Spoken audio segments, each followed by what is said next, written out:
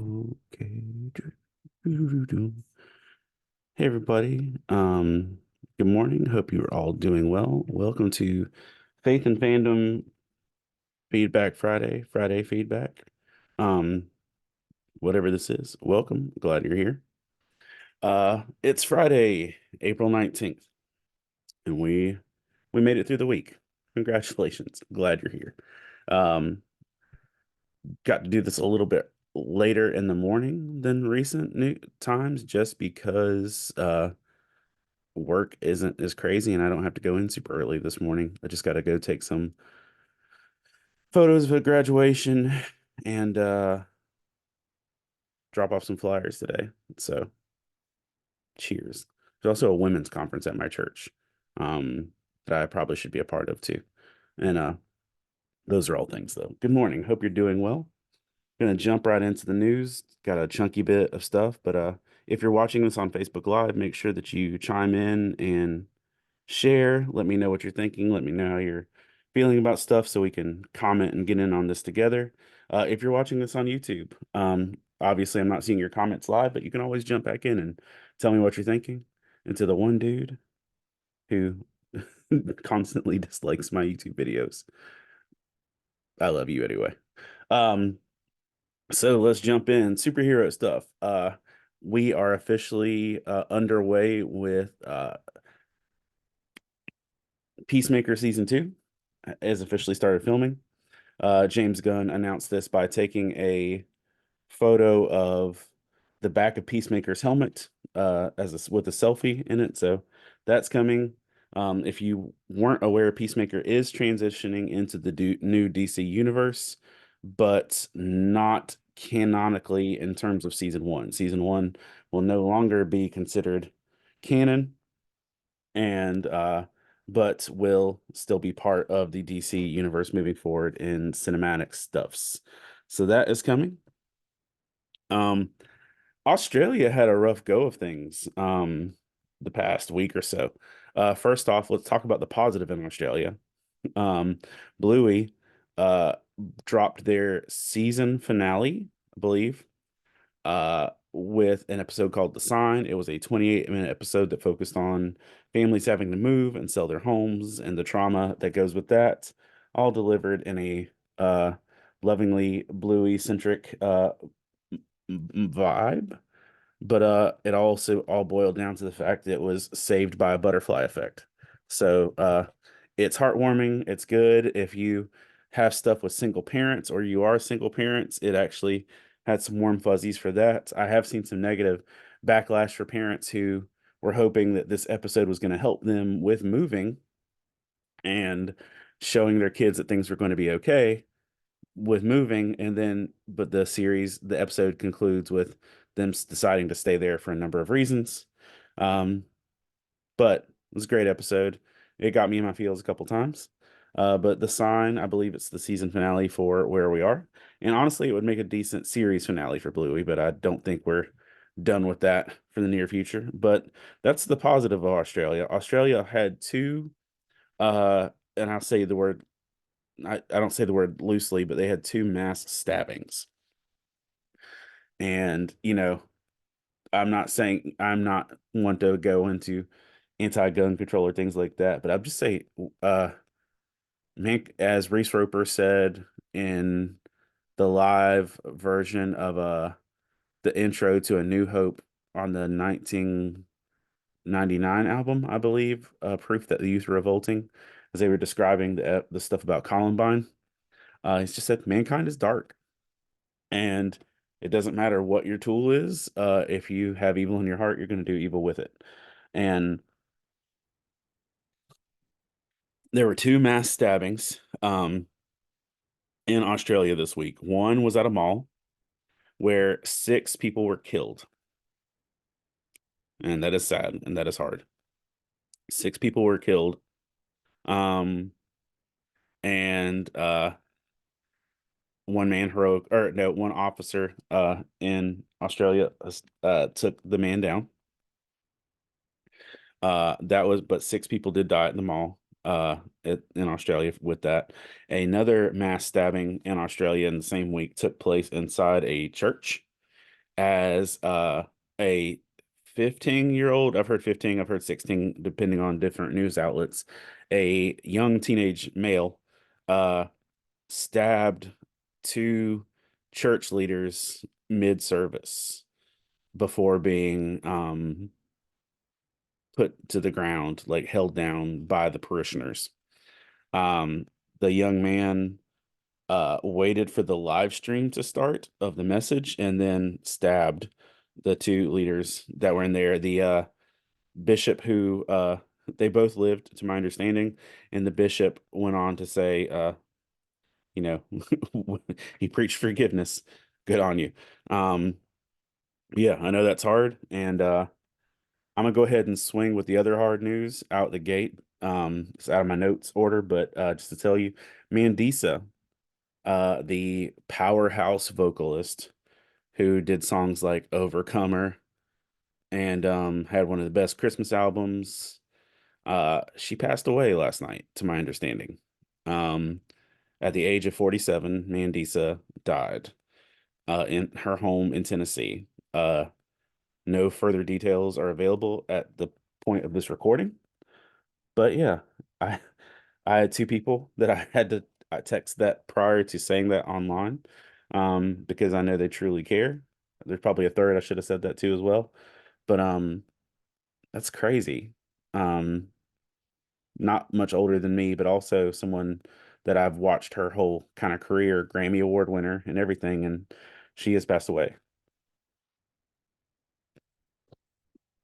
Uh, so let's jump from things that are truly horrible to things that are only scripted horrible at times.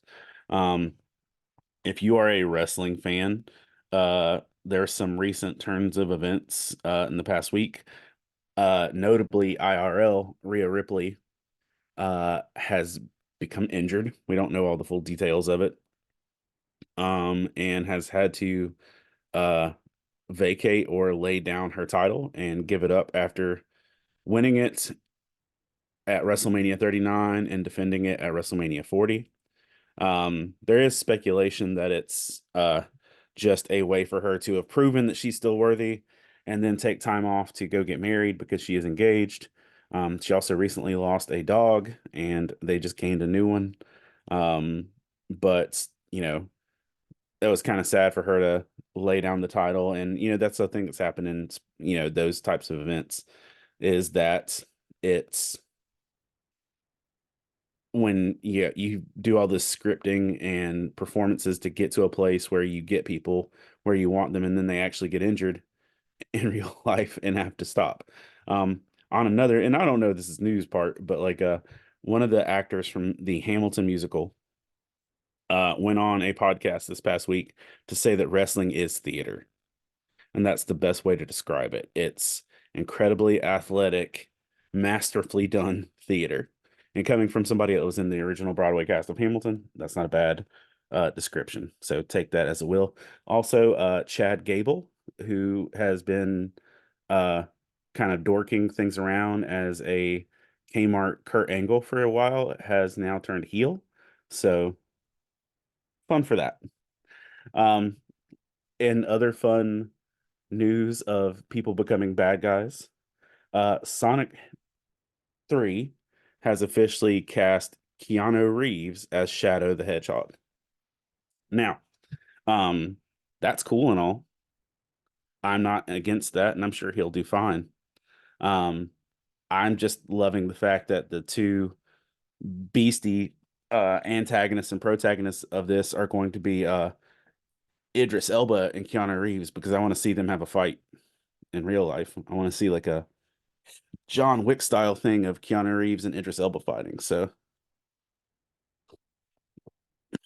if Shadow and Knuckles are the closest I get to that, I'll take it. Um, Tesla is to cut 14,000 jobs. And as Elon Musk is saying that he wants the company to be lean, innovative, and hungry. And apparently, though, if you're laying off 14,000 jobs, you don't just want the company to be hungry, you want your employees to be hungry, because that's a lot of jobs to lose all at once. And I understand car markets are hard and innovation is hard, but yikes. 14,000 people losing their jobs is a rough cut in that capacity. Uh, Donald Glover, aka the Childish Gambino, is has a new album that is rolling out, and he is also teasing that this will be his next to last album. He has one more album coming soon, and that will be his final album. He also then went on to say um, that maybe it won't be his last, but he was kind of advertising it as that in those capacities. But Childish Gambino is dropping new album. You should definitely check that out if you enjoy just Donald Glover and his musical persona. Honestly, I've listened to some of his music, and but mainly I know him from the This Is America video. Um, so you know, go with that what you will, but Childish Gambino dropping new music, it's a thing if you care. So we got that coming up. Is and he's been putting out music for a while. If y'all don't realize that, he's got music back from the early 2000s, really. Godzilla Minus One will officially drop on May 3rd on Amazon Prime. So if you've been waiting to see Godzilla Minus One, I can't express it enough. I know it's not going to be the banger that Godzilla versus Kong is, or the fun like hijinks of that. But Godzilla Minus One is a heartbreaking, beautifully made, Academy Award winning Godzilla film. Uh, and it will be on Amazon Prime May 3rd. So I watched it in theaters. I cried. It was gorgeous. Um, I don't think I can recommend that one enough. Steve Buscemi has joined the cast of Wednesday season 2, the Tim Burton Netflix series focusing on Wednesday Addams. The role of the principal was previously held by Gwendolyn Christie of Game of Thrones and Sandman fame. And like Harry Potter, apparently they're going to kill off or get rid of a teacher every year. And it appears that Steve Buscemi might be coming in as the new principal of Wednesday's school. So I love Steve Buscemi. He has a great range and wide variety of things that he does. I don't think it'll be cool addition to the show. And he can definitely pull off the creepy and sinister yet heartwarming vibe. The classic hip hop album, The Miseducation of Lauryn Hill, will be inducted to the Grammy Hall of Fame. Um, if you remember Killing Me Softly or just any of the things that she did in that era, Lauryn Hill was a game changer at that time, and there have been few. I understand that we have rappers like Doja Cat and Nicki Minaj and stuff like that, um, who have their own skill set, but there was a different vibe and skill level to Lauryn Hill and what she did. So the fact that this is getting a Grammy Hall of Fame acknowledgement is a big win. Sweet Tooth, the Jeff Lemire comic book that rose to fame and has a live action Netflix adaptation, will officially be dropping season 3 in June. I have not finished season 2. I don't know if I've even started season 2. I know I watched season 1, and I appreciate what Jeff Lemire does, and the cast is good, and I enjoy Big Man, and the kid with the reindeer antlers is cute. I mean, it's got heart for days. But if you want to watch it, season 3 will be coming in June. And other things that you probably didn't have on your 2024 bingo card is that two sons of the Beatles are making music together. Uh, James McCartney, who's the son of Paul McCartney, who looks like a middle school algebra teacher, and Sean Ono Lennon, who looks like he works at an Apple store, um, are putting out um, a new song called Primrose Hill. And I don't say that in a negative about their appearance. It's just like when you think of the sons of the Beatles, you don't know what they look like all the time. Like I've seen Sean Lennon before, but I'd never seen James McCartney it pictured before. And I was like, oh man, he looks like a an algebra teacher, but they are putting out new music. So if you are interested in hearing what the sons of the Beatles sound like together, you can listen to their new song Primrose Hill wherever you stream music. Um, Coming back with Superman news, the Max series, My Adventures with Superman, season one was a beautiful adaptation of Superman. It was a great storytelling situation. It was heartwarming. There was great writing. They have dropped a season two trailer. And so we are getting another season of that as we can look forward to some of the stuff with Jor-El and probably Zod moving away or moving on as well with that. But that is coming, and we're going to get some fun stuff with that. If you enjoyed My Adventure Superman, if you've not watched that, I highly recommend it. It was probably one of the best uh animated series of 2023 for me. Um, Hall and Oates. Well, they are no longer ampersanded, meaning there's no longer a conjoining of Hall and Oates. They have officially disbanded and it's ugly. Um, November, Daryl Hall sued his longstanding partner, John Oates. Um, and now they are officially just out. And they said that they've moved on and they have a new lease on creative life, but they ended their partnership bitterly, and which is not how you want to go out. But either way, that's where it's heading. Speaking of bitter ways to go out, Netflix's series The Witcher, which infamously lost Henry Cavill as Gerard or Geralt, um, and has been henceforth replaced with a Hemsworth.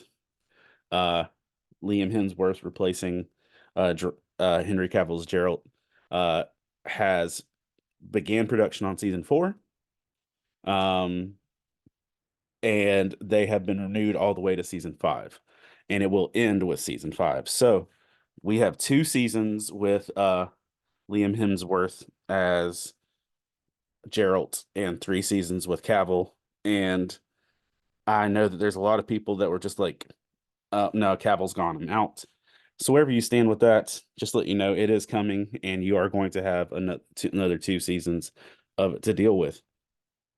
And further expanding on news that isn't great in terms of Netflix things, um, Paramount, it's not necessarily Netflix with this one, Paramount has decided to delay the animated movie for Avatar: The Last Airbender, Aang: The Last Airbender, which was supposed to come out the end of the year, is now going to come out in 2026.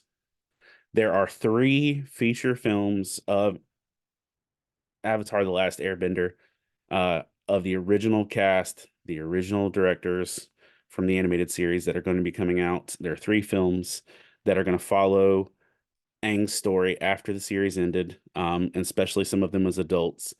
But they've already pushed it back to 2026. And I still feel like I understand we're in 2024, but when I hear numbers like 2026 or anything past where we are, I feel like we're in sci-fi world. And like that's not real numbers. That's silly. I grew up in the 80s. 2026 is science fiction. What are you talking about? But that is coming.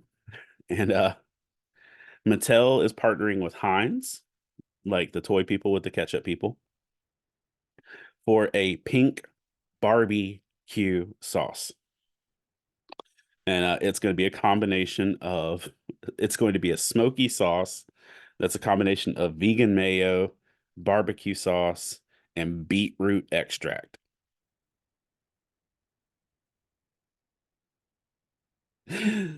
If you tell me there's anything in a bottle with vegan mayo, barbecue sauce, and beetroot extract, that's a no. That's a no. I don't care what you call it. No, I don't want that. Um, I barely can tolerate barbecue sauce. I hate mayo. Vegan mayo just sounds worse. And beetroot extract just makes me want to make Dwight jokes. That's just not something I want to put in my mouth, but it does have a classic Barbie logo on the bottle. So somebody's going to love it. Somebody's going to hate it. But I'm not going to try it. Um, if you are a fan of cinema, you have probably heard the understanding or had the understanding of knowing that Quentin Tarantino for years and years has said that he's only making 10 movies. Not producing, but like directing, writing, all that jazz. He's making 10 films. He's got one left in the chamber. He had previously announced that it was going to be a movie called The Movie Critic starring Brad Pitt, but that has since been canceled and he's going back to the drawing board. He, whatever, had a change of heart to the point where he realized he didn't want that to be his last film.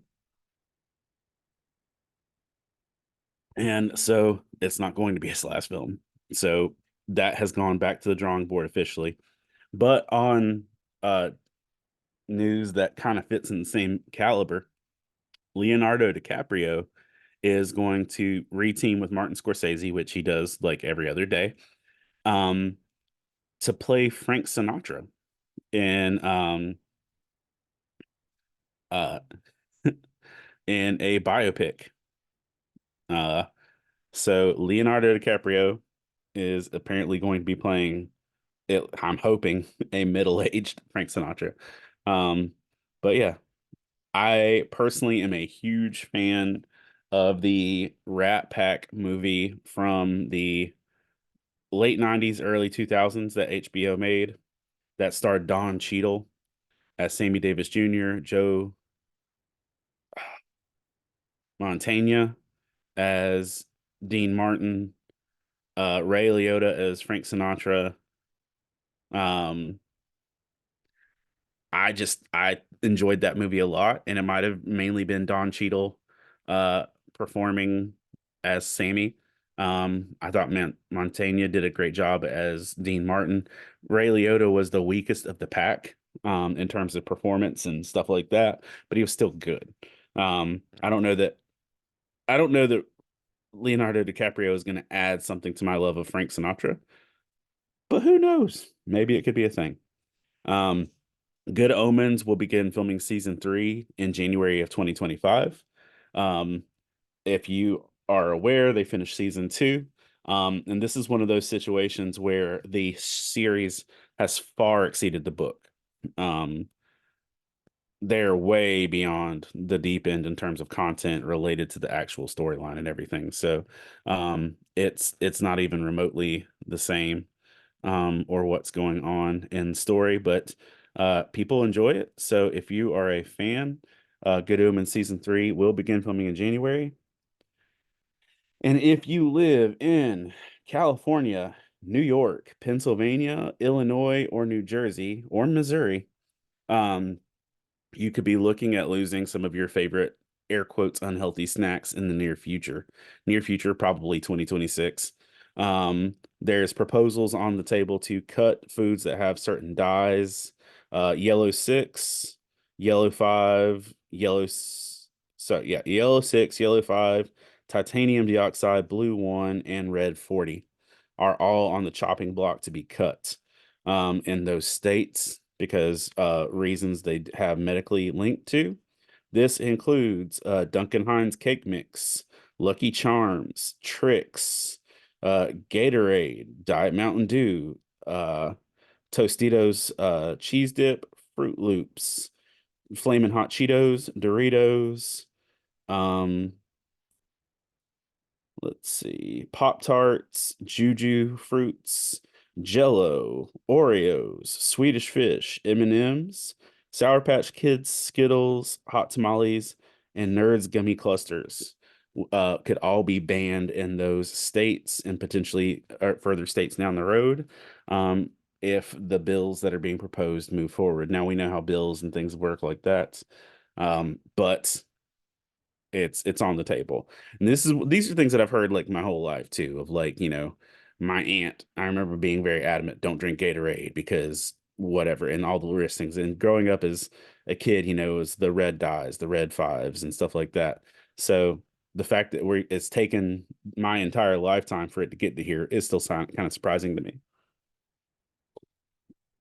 One of the big hoorahs of the week started out at the beginning of the week where at the Stronger men's conference,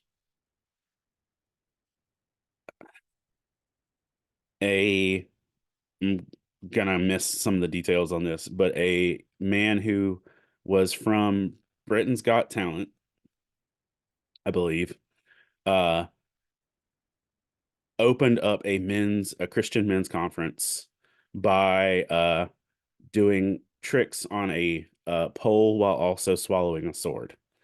And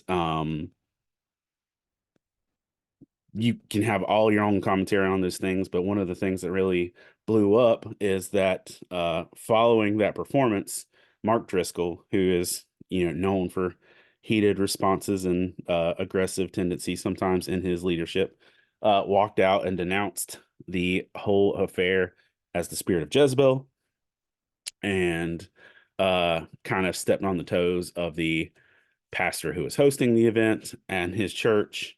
Um, Pastor Lindell, who was like the host of the event overall, and it was his church this was taking place at. It was his choices for what was, and Lindell went on to say that if immediately after he kicked Driscoll out was that if he had a problem with how it was being done, he could have spoken to him personally rather than announcing it on stage in front of the world and going viral with it, which does follow the biblical principle of Matthew 18, that if you've got beef with somebody, you go talk to them personally first. And that was Lindell's big beef, was not that he embarrassed them, but is like, if you had a problem with me, you biblically had a responsibility to come and talk to me first, not to go publicly air your anger in that capacity. Driscoll went on to apologize for that later in the week.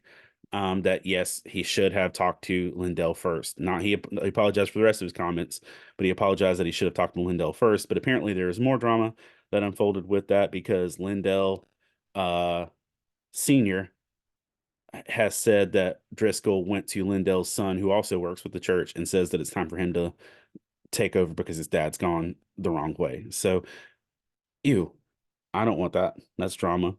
Um, Caitlin Clark, who broke NCAA records, both men and women's records, in basketball, has been drafted into the NBA, number one pick, and she will make $76,000 her first year in the WNBA, which is less than 1% of the average NBA player.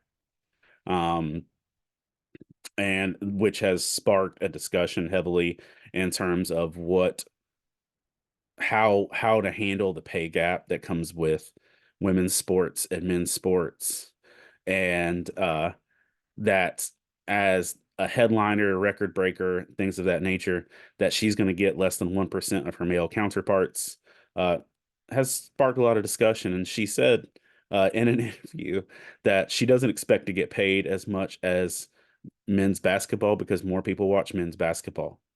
But what she did say is that she should get paid more than golfers because people don't watch golf like that as much as they do the WNBA. Regardless, I think it does open a place for discussion because um, you can work, like legitimately speaking, uh, you can go work at Buc-ee's and make more than being the number one draft pick in the WNBA. Take that as you will, because I get it. It's sports is not my area of expertise in terms of uh pay scale, but that does seem off that you get 1% of your counterparts. Um Previously mentioned that Tarantino is approaching his last film. Well, Clint Eastwood has officially completed his last film. It'll be his final film, and it's a movie called Juror Number Two, which stars Nicholas Hoult and Toni Collette. And this will be his last movie that he works on, that he's in. He's officially hanging up his hat in terms of all things cinema with this film. So if you're a fan of Clint Eastwood, this is going to be his last rodeo in that capacity. Um, as previously speaking of golfers and people watching slash not watching golf, um, uh, the top golfer, out there, Scotty Scheffler, on April 11th went on to do an interview where he said that Jesus Christ is really what he defines who he is, not just his goal for success or anything like that, that his whole identity is bound up in who Jesus is and his relationship with Jesus. And so he used his platform to proclaim Christ in that way. So that's awesome. Appreciate whenever people do that. Um, this isn't like a heartbreaking thing or anything like that, but filming the Project Mercy on the fourth day of filming, Chris Pratt jacked up his leg. He took a metal pole to the ankle, and it's not like terrible. He's not going to lose his leg or anything, but he is injured in that capacity. So he tried to do his own stunt and got hurt. So that happened. And in more tech and laying off news, mentioned earlier that Elon Musk is laying off 14,000 jobs. Well, Google fired 28 employees after staging a protest in New York and California. Um, and where the employees, hey Amanda, good morning. Um, Google employees said that their practices are genocide and caused their termination in this capacity.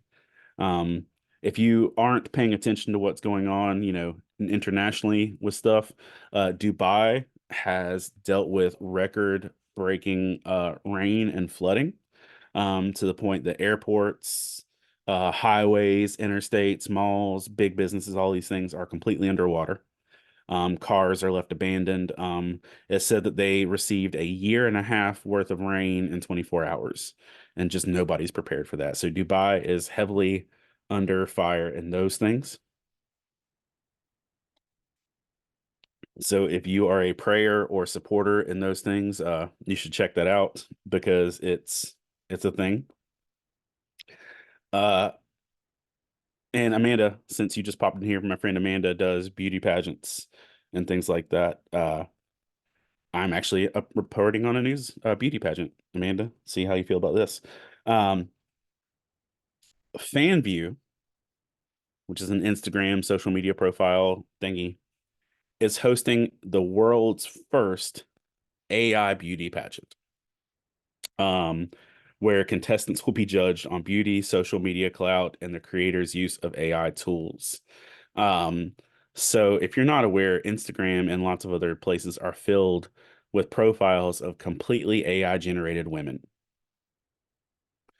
And there will be a beauty contest specifically for these AI creations of fictional women on how they're designed, on how real they are, how authentic, and things like that.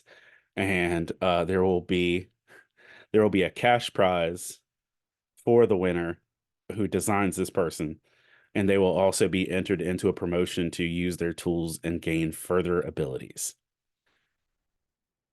Yeah. Yeah. So there's an AI beauty pageant. Do with that what you will. Yeah. I don't even know. I don't even know what to do with that. Like, I'm not pooping on people that use AI. Um, not right now. Um, but an AI beauty pageant just seems like such a stretch for things. If you aren't familiar with there's a indie film called Rust that 2 years ago, I believe, Alec Balt Brent Bergen says, "Isn't this part of why actors went on strike to avoid AI?" In a lot of ways, yes, it is. In a lot of ways, yes, it is. And speaking of which, too, the film that's in theaters, the A24 film Civil War, um, was under fire this week as well for using AI generated advertisements and things like that. So it's still a big old thing.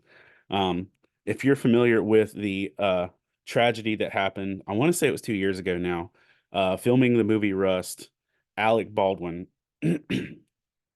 unintentionally shot and killed a somebody that worked on the film. Um, he was supposed to shoot a unloaded gun at a camera, and instead, the gun that he was handed had a bullet in it, and he unknowingly killed a uh, person on the film set. Now, this week, all this time later, um, Hannah Gutierrez Reed, who was the primary weapons handler on that movie, has been sentenced to 18 months for involuntary manslaughter. So, because she is the woman who was, it was her job to make sure the guns were safe. It was her job to make sure that every actor was touching safe instruments. Because when Baldwin was handed a thing, he was handed a tool and did what he was told to do. It was her responsibility. She was the one that actually had to check off and say, is this a live weapon? Is this a not live weapon, etc. And because she didn't do that, she's getting sentenced to 18 months in prison with this. The criminal trial is set to begin on July 10th. Further that. Sorry, let me say that again. Baldwin's criminal trial is set to begin on July 10th. After grand jury indicted him for involuntary manslaughter. So Baldwin may also be facing some time with this, but Gutierrez is the one who's currently facing the most time. And so it's just hard times, and that's just crazy. Adam Peaty was a three-time Olympic gold medalist in swimming. Also this week went on the BBC to uh Brent Bergen says, I feel bad for all these people, not Hollywood actors to be trained. I get it. Like that, it's just dangerous stuff to be working with, and they do need to be trained. And that's the thing. Like, how many action movies had Alec Baldwin made in the 80s and 90s? And um, all these people, it's just like all it takes is one person's negligence or bad action for a bunch of people to get hurt. But Adam Peaty, who's a three-time Olympic gold medalist, went on interview this week to also say that his Christian faith is what keeps him balanced mentally and helps him prepare for Olympics as he's getting ahead of the Paris Olympics this summer. But he said that his faith is what grounds him and do that. So another actor using his or not actor, but performer using his position to be able to verbalize and vocalize his faith. Um, Heavy stuff, just to say this real quick. If you haven't seen the footage, uh, and I'm not getting into, if we're talking about news, I get some of this stuff is big and heated. Be nice to each other in the comments, especially YouTube. I'm watching you. But this week, Iran fired 300 drones and missiles at Israel. And that's just a lot. It's a lot. And the internet was full of footage of these missiles in the air and them being shot down and all this stuff. But it's just like it's just crazy to see with stuff to be able to look out and see 300 missiles flying or 300 drones with missiles flying towards you. It's just terrifying to see what that looks like. And so if nothing else, if you are a praying person, go pray for the whole situation. Act where you can, pray where you can't, and or pray when you can as well. But that's just rough. But the first time I saw all of it in the sky and video, I was just like, that just kind of like hit me in the gut. Um, yeah, let's talk about some not serious things. Uh, this is something I am heavily invested in, but it's not important or serious. So let's go. Pokemon Go has finally recognized fluffy people's existence. Pokemon Go premiered July 6, 2016. So for almost 8 years now, we've had Pokemon Go. And if you are a player, you had to look like you were in a boy band, like skinny, spiky hair, etc.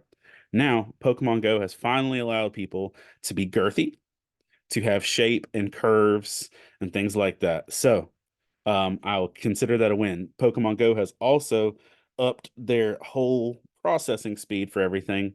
So you know that thing like when TV started shifting into the HD where it looked like stuff was moving a little too fast and it felt a little unnatural, it made you queasy when you watched it. Pokemon Go is moving at that speed now. So it has upped its speed, upped its capacity, and so now Pokemon Go is you can be chunky, you can be curvy, and it moves at really high speeds. So if you haven't played in a while, you might find it moderately disorienting when you pop back in, but it was really nice to see.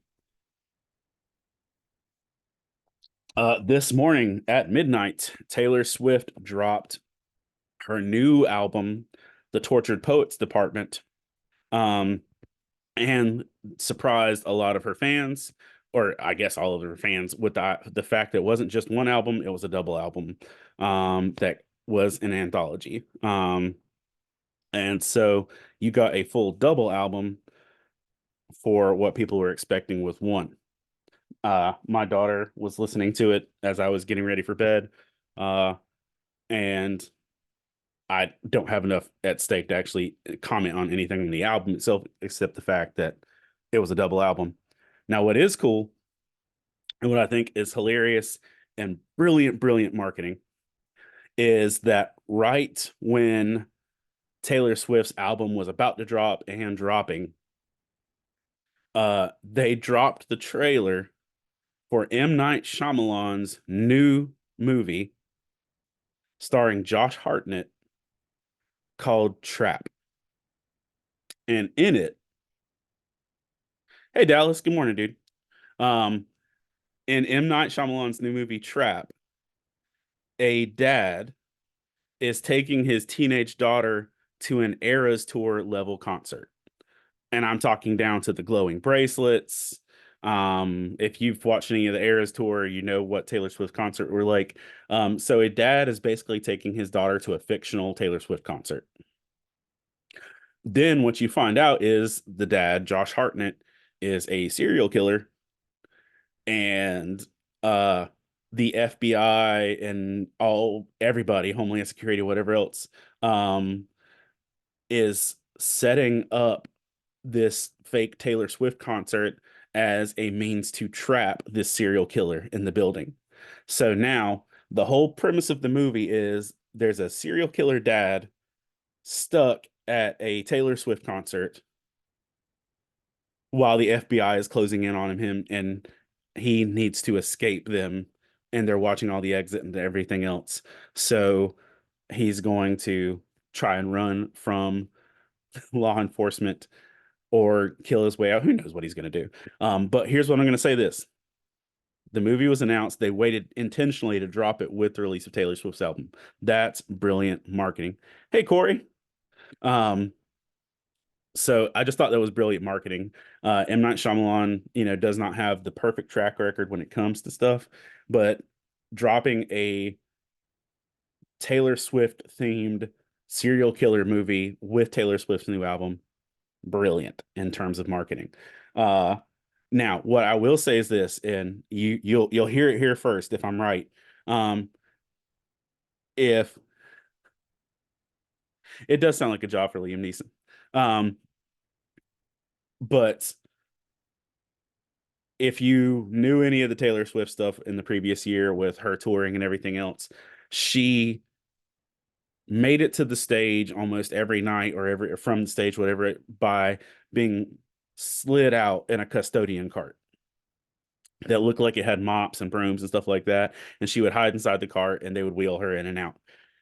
If Josh Hartnett's character escapes all the government officials in this movie by being escorted out in a custodian cart, that's going to be perfect. So I'm calling the ending now. That's what's happening. That's how it's going to go down. M. Night Shyamalan's Taylor Swift themed horror movie or serial killer movie, Trap, hits theaters August 9th. Um, yeah. Uh, and in terms of fictional cops and crimes, Mariska Hargitay, the lady from Law and Order SVU, who's played the same hard edge cop forever. Um, uh like her performance is kind of legendary of that role, and she's kept it going for a long time.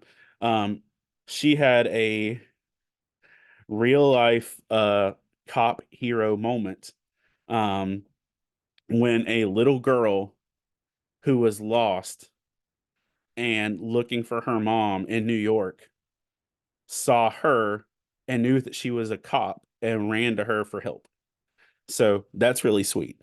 Little girl's lost. We're talking New York, all the crowds, all the people, and she recognizes the one cop that she sees on TV all the time and is able to go and be rescued from her in that capacity.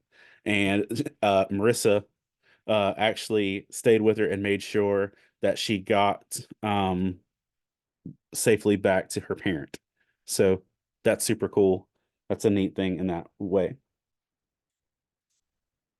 If you haven't seen Fallout 4, or no, sorry, Fallout, the series did really well and is officially renewed for season two. And yeah, that's about all of my newsy news. There's a lot that went in this week, but that's about all the news that I've got. And a couple things just to let you know about.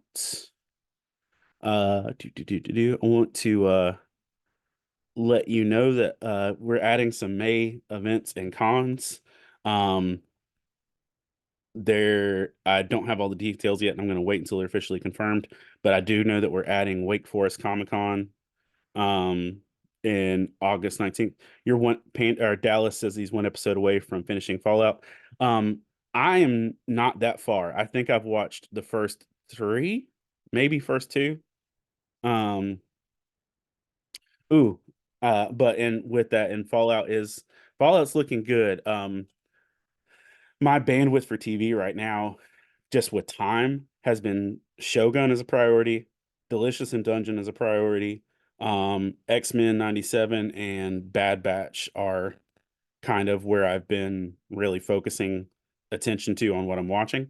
Um, Fallout is going to get its full just due. I'm going to watch the rest of that with it. Um, I had some work projects the other day that I had to do, and I put on the noir murder mystery Ripley starring Adam Scott on Netflix while I was working because it's a very, very slow burn. Um, not Adam Scott, Andrew Scott, the guy who played Moriarty. But no, I am fully intending to get into the rest of Fallout this week coming up. Um, Brent says, "Did you hear about the Skywalker Saga re-release on May 4th?" I did. And I will say this wholeheartedly that if I did not have prior commitments that required me to be there, I would 100% go do that. Um, but that's a hard day to swing because one, I've got a wedding that I'm DJing like 3 hours away. It's going to take up the majority of my day. There's no way I could do it.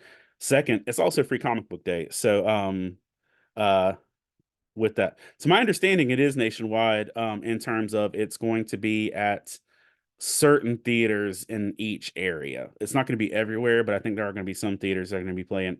It could be select theaters. Because I knew I couldn't do it, I didn't really put a ton of like time researching it into it. But I know like I would want to do it. I did, and I know it's a nowhere near the same marathon, but I did the Dark Knight trilogy in theaters in one sitting, and that's a lot. Um, but I feel like if I had the ability, I would absolutely watch the whole Skywalker saga in one sitting. Um, because that's just a special level of gangster with that. Um, I was just going to share this one verse that I read yesterday. It was encouraging to me. Was reading through with uh some scripture with my friend Brendan. Haggai or Haggai 1:5. I don't even know. I've always heard other pastors say Haggai. Either way, Haggai 1:5. Now this is what the Lord's Almighty says: give careful thought to your ways. And I thought it was just a nice, good little simple reminder. Check yourself before you wreck yourself. Give careful thought to your ways. Like, is this a good life choice? Situation with those things. So that's a verse that just kind of been marinating on the past day or so. And I'm gonna tell you here, um, before I announce it anywhere else, since y'all care enough to be here. Um, I approached a like bucket list level podcast guest, like someone I've always wanted to have on a podcast and never actually thought would say yes. Um, I approached a podcast guest through email this week and got a yes. Got to set up details, got to finalize some stuff, but it's somebody that I literally have been a fan of since I was in middle school and who's still making good content now. Who's been making content my whole life. Um, so we'll see. Thanks, Dallas. We'll see if it happens. Um, but I wrote an email in 2002 and like the email came back and said the email was invalid because they had changed servers or something. I was like, you know what? Never mind. Don't worry about it. I'm not going to waste my time. And then I thought, you know what? Let's try that again. Sent it and got a response within 5 minutes. Um, So we'll see. But I'll once I have something shored up, I'll be announcing it soon because it'll be like 2 episodes down on the Faith and Fandom podcast on LTN.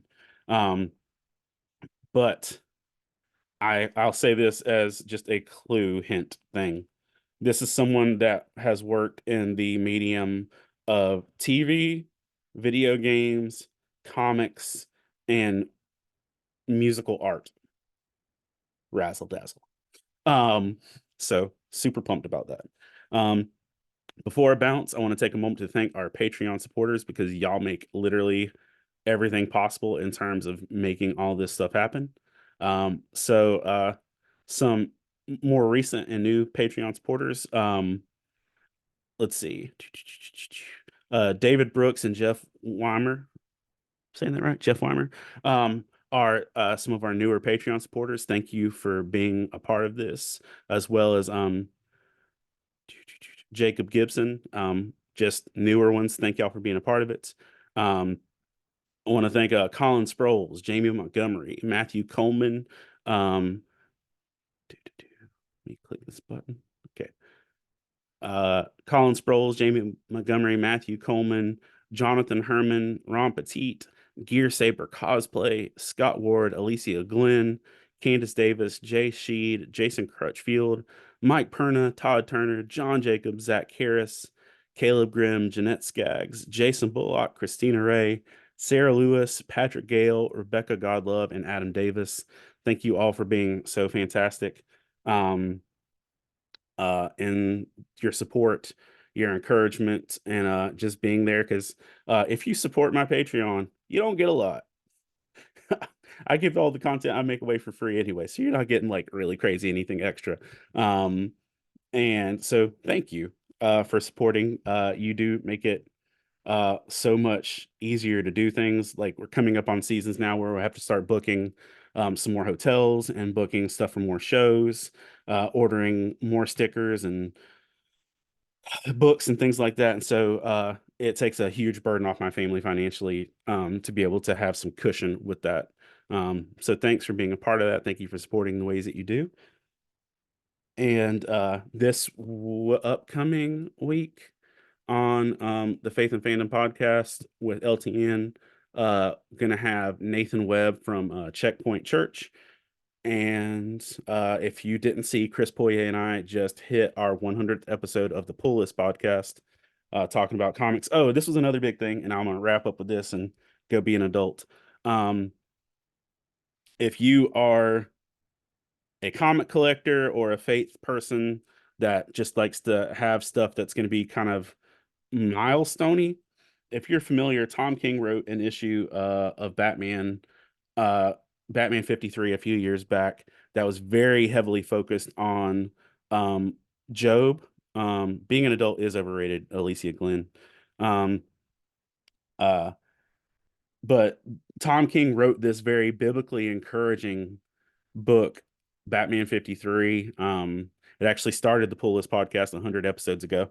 Um, this past week, Tom King wrote what potentially is going to be a very hotbed topic for comics and faith community. There is a new Wonder Woman villain called the Sovereign, who is basically the human embodiment of the patriarchy. The patriarchy. And where Wonder Woman has a lasso of truth, the Sovereign has a lasso of lies. And he uses it to manipulate Wonder Woman into being subservient. But where this becomes the hotbed topic is the entire issue is either Wonder Woman or the Sovereign making Wonder Woman say these things, uh, quoting every verse of scripture that's used to uh, take down women. Air quotes, if you're listening to this, air quotes. Um, like verses that say that a woman should be quiet, or that, that you should be subservient, stuff like that. So literally this guy is, and he's saying he doesn't believe these things in scripture. He doesn't, but he uses it as a weapon. And so the whole issue of Wonder Woman 8, Tom King's run, is this guy using Bible verses as weapons to take down Wonder Woman and crush her spirit. So issue 8 is going to have a lot of response in how it's done. Now, here's what I do think. I think issue 9 is going to like follow up with a Rickroll in all of this. So like I'm gonna wait and put all of my cents in after I see what happens in issue 9. But I'll say this, issue 8 was really, really hard to read. Because here's the deal. The dude wasn't like making stuff up, and he's not the only person that ever used Bible verses in that capacity. So even if you're not currently caught up, well, first of all, I'll say this, Wonder Woman 7 issues prior to that, chef's kiss. Fire. But this issue, rough to read. So it's going to play into some conversations, and so you should be aware that that's out there. All right, I need to go adult and do adulty things, and I will join back in with y'all soon. And more stuff and announcements coming, by the way, whenever I can actually take time to get them together. But I hope y'all have a great day. And going back to that verse, uh, give careful thoughts to your ways. You don't always have to.